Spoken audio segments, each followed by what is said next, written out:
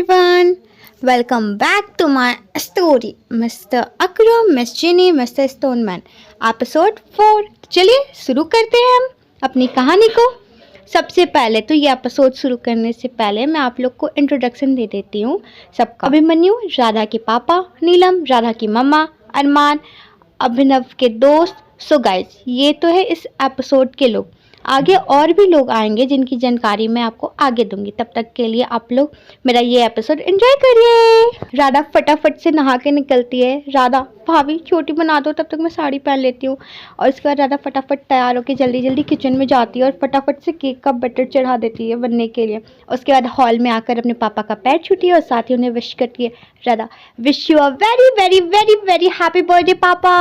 Abhimanyu, thank you बच्चा। नीलम, बेटा अब जाओ जल्दी से ब्रेकफास्ट की तैयारी करो, वरना बोलो तो मैं बना देती हूँ। अभी सब लोगों का आती होंगे खाने पर। राधा, मम्मा आप चिंता मत करो, मैं बना रही हूँ ना।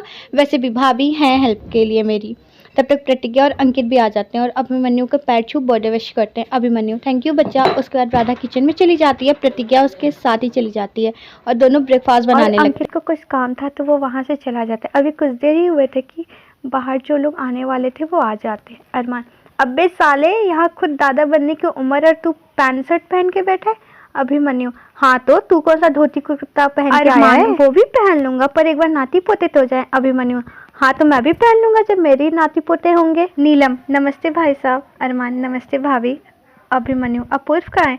वो कुछ देर में आएगा, उसे सुबह कुछ रिपोर्ट जमा करनी थी इसलिए पुलिस स्टेशन गया है।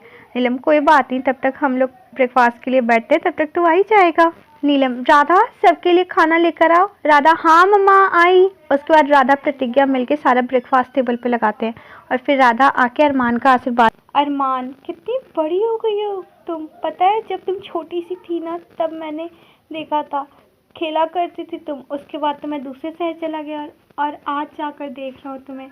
राधा एक स्माइल पास करती है और फिर बैठती है। प्रतिज्ञा भी बैठ जाती है। तभी अंकित आ जाता है और वो आके राधा और प्रतिज्ञा के बगल में बैठ जाता है। राधा दोनों से, भाई लड़का कहाँ है, कहीं आपने उसे डरा के भगा तो नहीं दिया? अंकित, क्या कुछ भी बक रही है, ऐसा कुछ भी नहीं है।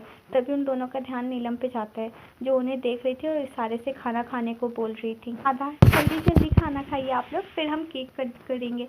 और ये कहते हुए राधा केक लेने किचन में चली जाती है। तभी हमारे एंट्री होती है हीरो की और जैसे देखती है अंकित और प्रतिज्ञा को तो जैसे सांप सूख जाता है। दोनों कभी एक दूसरे को तो कभी दरवाजे को देख रहे थे। अरमान, लो आ गया मेरा बेटा। वो लड़का आकर सबके पैर छूता और वहीं राधा जो अपने में मगन होकर केक ला रही थी वो बिना ध्यान दिए लाती है और उस लड़के के बगल में बैठ जाती है जो सीट खाली थी, क्योंकि उसकी सीट पे तो वो लड़का बैठ गया था पर उसे लगा शायद अंकित बैठा हो, इसलिए वो ज़्यादा ध्यान नहीं देते उस तरफ। और वहीं अपूर्व तो राधा को देखकर बस गुस्से में जैसे पागल ही हो गया था। राधा बिना ध्यान दिए सामने देखते हुए, अब लोग जल्दी जल्दी ब्रेकफास्ट करो फिर केक कट करेंगे, मैंने बहुत मेहनत से बनाई है। और फिर दूसरी प्लेट में खाना लगाते हुए अंकित से बोलती है, भाई अगर आपको मेरी प्लेट से खाना खाना था तो पहले बोल देते, ऐसी मेरी जगह आके बैठने का क्या मतलब बनता है। और ये कहते हुए वो अपने बगल में देखती है तो एकदम शॉक हो जाती है। राधा अपने बगल में देखती है तो वो शॉक ही हो जाती है। वो कभी अपने बगल में तो कभी सामने देख रही थी। नीलम, बेटा ये अपूर्व है। अब राधा की हालत उस लड़की जैसी हो जाती है जिससे ससुराल सहा भी नहीं जाता और मायके रहा भी नहीं जाता। और अपूर्व कभी राधा को देखता तो कभी उस थाली को जिसके आगे वो बिना सोचे समझे बैठ गया, यही सोचकर कि शायद उसके लिए लगाओ। साथ में वहाँ रखी हलवे की कटोरी में से एक चम्मच हलवा खा भी चुका था।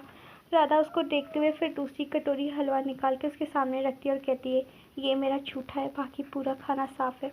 और ये कहते हुए वो उस कटोरी को उसके आगे रखती है और दूसरी कटोरी जो उसके आगे रखी थी उसको अपनी थाली में रख लेती है और उसमें से एक चम्मच उठा खा लेती है। अपूर्व एक नज़र सामने देखता फिर राधा की तरफ देख के। अपूर्व धीरे से राधा की तरफ झुकता है और उसकी कमर जो साड़ी के अंदर से झाँक रही थी उस पर अपना हाथ रख चलाता है और साथ ही बोलता है, सो मिस राधा, सच में दुनिया बहुत छोटी है।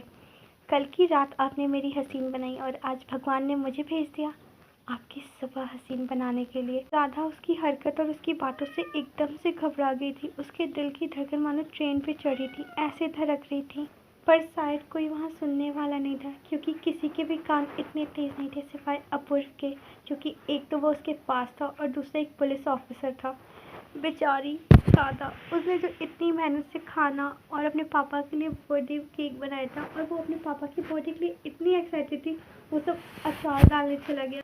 उसने ढंग से एक चम्मच भी खाना नहीं खाया था, और अब तो उससे वहाँ रुका भी नहीं जा रहा था। पर कुछ अपने पापा की खुशी और कुछ अपने माँ के डर से वो बस वहाँ बैठी हुई थी सबके पास। कुछ देर में सबका खाना खत्म होता और फाइनली राधा के केक काटने की बारी आ गई थी। अब वे मन्नू केक काटते और सबको खिलाते।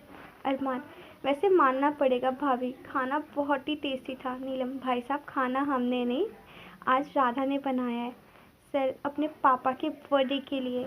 अरमान, सच में? चलो अच्छा है, इसी बहाने हमें अच्छा अच्छा खाने को मिलेगा, वरना मेरा ये जो पुलिस बेटा बैठा है, इसकी वजह से रोज़ बिना स्वाद का खाना खाने को मिलता है। राधा, अंकल उसे बिना स्वाद का नहीं, डायरेक्टली कहिए घास पात खाने को मिलता है। अरमान, ये तो सही बोला बेटा। राधा धीरे से, मैं गलत हो ही नहीं सकती, वो भी स्टोन मैन के केस में बिल्कुल भी नहीं। ये बात बाकी किसी ने तो नहीं, पर अपूर्व ने सुन ली थी, जिससे कि उसका पारा हाई हो चुका था। अपूर्व राधा से, नाना नाना, इसके आगे का जानने के लिए आप लोग को कल तक का वेट करना पड़ेगा। तब तक के लिए बाय बाय मेरे प्यारे भैया और उनकी प्यारी प्यारी वाइफ और हमारी भाभी। आप लोग हमें ऐसे खूब सारा प्यार देते रहिए, और मैं आप लोगों को ऐसे ही रोज़ कहानी सुनाती रहूँगी, जिससे आपको रोमांस कॉमेडी सब मिलेगा। तब तक के लिए bye bye, love you, good night, sweet dreams.